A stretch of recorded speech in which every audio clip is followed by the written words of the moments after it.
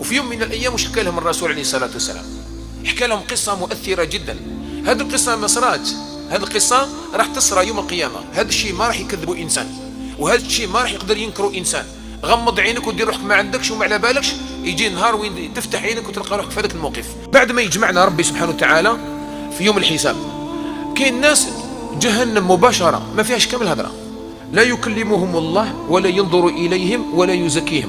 هذوك لا ينظر إليهم، قل له فلان فلان فلان فلان، جهنم مباشرة، لا ميزان لا كلام لا صحف لا والو، نسأل الله السلامة والعافية. وكاين ناس الجنة مباشرة، يدخلون الجنة بغير حساب، الله يجعلنا جميعا من أهلها. الناس آخرون راح يحاسبهم الله حسابا يسيرا. كاين ناس يجوزه له ربي سبحانه وتعالى بكل سهولة ويتيسروا معاه، غفرت لك ما كاش مشكل، يا روح شتي تروح تحاسب مع واحد انت تخدم معاه، يقول لك هذه روح من عندنا، زيد نحي هذيك، اعطي له هذيك، ما كاش مشكل، نقص، خلص بعقلك، روح مرتاح، خلاص مريح. ومن نوقش الحساب عذب. هذوك اللي ربي عز وجل خلاص او غضبان عليهم راح يدخلهم جهنم، يجيبوه ما تسامحش معه، حسنة حسنة حسنة هاك، سيئة سيئة سيئة سيئة، حطهم، تهبط سيئات، يقولوا ظلمتك؟ هل ظلمتك شيئا؟ يقولوا لا والله ما ظلمتني، خذوه إلى جهنم، نسأل الله السلامة والعافية. ربي عز وجل يكمل مع الكفار يروحوا الجهنم، يبقوا المسلمين والمنافقين. يقول لهم ربي عز وجل اعبروا الصراط، الصراط محطوط مسيرة شهر، وفيه روغان، يعني ساعة يتحرك يطيح ناس، وأحد من السيف وأدق من الشعر، وفيه عنق يخرج من الصراط. تخيل انت تمشي وكاين عنق يخرج عنده قائمة، فلان بن فلان يجبدهم يرميهم في جهنم، هو يجبدهم، ثم انت حاير في روحك كيفاش جوز، وهو يزيد يجي يجبدك، نسأل الله السلامة ربي يعافيك. إذن كاين نوع من الناس من الصراط يهبطوا، هما مسلمين قالوا لا إله إلا الله، يهبطوا يطيحهم ربي في جهنم، يتعذبوا لأنهم عندهم حساب لازم يريقليوه، عندهم حساب لازم يخلصوه. هذا النوع من الناس الله يعافينا وإياكم. كل واحد راح يتعذب قد المعاصي تاعو في جهنم، يعذبون حتى يبدأ ربي عز وجل يطهروا يكملوا يخرجوا يديه الجنة. إن يوما عند ربك كألف سنة مما تعدون. رد بالك تقول نتعذبوا سمانة زوج، وإذا عمد خفت شوية هكذا منا وندخلوا شي سهلة جهنم، أرواح يشعل لك بريكي هنا لا قدر تحملوا، نسأل الله يعافينا وإياكم. كاين ربما اللي راح يتعذب آلاف السنين باش يخرجوا ربي من الجهنم. يعني كاين الناس راح يتعذبوا يعني سنوات طويلة عند الله وما راح يقدروا يتحملوا هذا الأمر. هذا تبدأ رحمة الله وشفاعة الرسول عليه الصلاة والسلام، ويقول لهم أخرجوا من النار من كان أو كل من قال لا إله إلا الله وفي قلبه مثقال دينار من إيمان، ثم مثقال ذرة من إيمان، ثم من لم يفعل خيرا قط، كل من قال لا إله إلا الله. ويبدأوا يخرجوا. أتصور يبقى إنسان واحد في النار، ربي سبحانه وتعالى يأمر بأن يخرج من النار. شوف كي يخرج يحبو، قال النبي عليه الصلاة والسلام يخرج يحبي، سمم قوة النار دار فيه ما دارت، حتى كي يخرج يلتفت موراه ويشوف للنار، يقول الحمد لله الذي نجاني الله منك، وهو فحمة متفحم. يأخذ الله سبحانه وتعالى إلى نهر الحياة ويعطي له الحياة، يعود يولي صورته، يقول له الله تبارك وتعالى أي عبدي قد نجيتك من النار، هل ترضى أن يكون لك مثل الدنيا؟ يقول له هل ترضى؟ مع الأول يقول له نخلة، نعطيك نخلة برك في الجنة، هذا مكان. يقول له أنا كي نحيتني من النار معليش أعطيني نخلة ماهيش مشكلة. يقول له هل ترضى نعطي لك الدنيا، شت الدنيا كاملة، نعطي لك قيس الدنيا نعطيها لك في الجنة.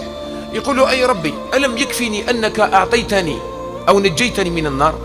يقول له ربي سبحانه وتعالى فإني أعطيك الدنيا وعشر أمثالها، 11 مرة الدنيا. هذا أدنى الناس منزلة بتعبير رسول الله صلى الله عليه وسلم. أدنى الناس كما نقولوا احنا الزواري تاع أهل الجنة يدي 11 مرة الدنيا. بوكش يقول للربي من قوة اللي ما يآمنش، يقول له أتهزأ بي وأنت الملك؟ يقول له ربي تمسخر بي وأنت الملك، أنت ربي أنت.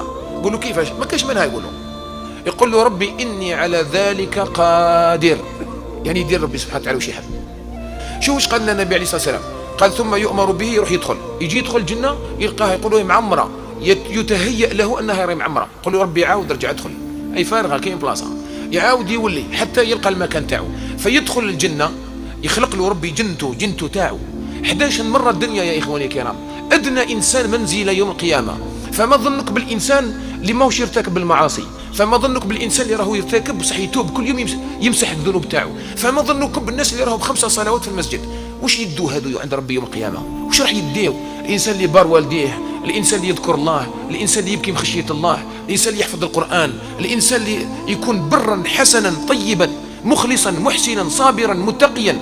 وش راح يدي عند الله يوم القيامة؟ عباكم بعد وش يسرى؟ كي يدخل هو يحكم مكانه، قال النبي عليه الصلاة والسلام: إذا دخل أهل الجنة الجنة واحد ما يزيد يخرج منها، ودخل أهل النار النار واحد ما يزيد يخرج منها. مشكلة كبيرة اللي راهم في النار في هذيك اللحظة، مشكل كبير كبير كبير. ومن بعد يجيبوا الموت. ايش الموت؟ الموت ربي يرجعوه على هيئة كبش أملح سمين، ويجيبوه ما بين الجنة والنار، ثم يذبح. معناتها واحد ما يزيد يموت، تخيلها، واحد ما يزيد يموت. وينادي مناد أن يا أهل الجنة، يقول له: أي نعم ربنا، خلود فلا موت. فرحة كبيرة. تخيل أنا في الجنة يناديونا: عباكم الجنة اللي راكم فيها خلود ولا موت. يعني شحال 100 سنة ربي؟ لا لا. 200؟ لا لا. شحال مليار سنة؟ لا لا. ما لا نهاية. تخيل حياة ما عندهاش نهاية. أنا على بالي هذه واعرة عليك شوية دركا، لازم تروح للدار تخيلها بعقلك. هذه حياة بلا نهاية، راك متخيلها؟ لازم تروح للدار دير تليفون مود افيون وتتصورها بعقلك. حياة ما عندهاش نهاية. أنا ما نقدرش نتصورها، نبقى نتفكر هكذا وما نكبروش. قال النبي عليه الصلاة والسلام: لا يشيب فيها شبابها. تخيل 33 سنة فيكس، لارمي ما يعيطون. تخيلوا اخواني الكرام، يناديهم ربي اهل الجنه راهم في نعيم كذا، خلود فلا موت. اسمع باش نخرجوا من الجنه تفرح. ومن بعد ان يا اهل النار، شفتوا ناس في الحبس، يجي الجارديان كذا يطل يقول لك ما جاب جديد. اي انسان راهو في كربه دائما يحب يسمع الابواب، يحب يطرق الابواب، لانه على باله باللي اي خبر راح يكون خير من الحاله اللي راهو فيها. اهل النار راهم يتعذبوا، كلما نضجت جلودهم بدلناهم جلودا غيرها ليذوقوا العذاب، يصهر به ما في بطونهم والجلود، تقطع أمعاؤهم من النار، يشربون من الحميم تاع النار، يأكلون من شجرة الزقوم. النار فراش مهاد ومن فوقهم غواش، يعني النار يتغطاوها ويرقدوا عليها ويأكلوها وتتصب عليهم. جهنم محيطة بهم، أحاطت به جهنم كما قال الله تبارك وتعالى. هذا رو يتعذب. اسمعني دا استنى بالك فيها عفو، بالك كاش حاجة ولا. أن يا أهل النار، نعم أي ربنا، خلود فلا موت. ثم ينادي ويقولوا: يا مالك ليقضي علينا ربك. أقل شيء نموتوا، ما كاش الموت، والله الموت ما يموتوهاش، يتمنوها ما يدوهاش. ثم قال النبي عليه الصلاة والسلام: فريق في الجنة وفريق في السعير. أنا أسألك أن تفكر كل ما تجي تدير معصية، شوف خذ ثانية وقول: أنا يوم القيامة هذه المعصية راح تجعلني مع هذا الفريق أو راح تجعلني مع هذا الفريق. ونسأل الله سبحانه وتعالى، الله لا يعلم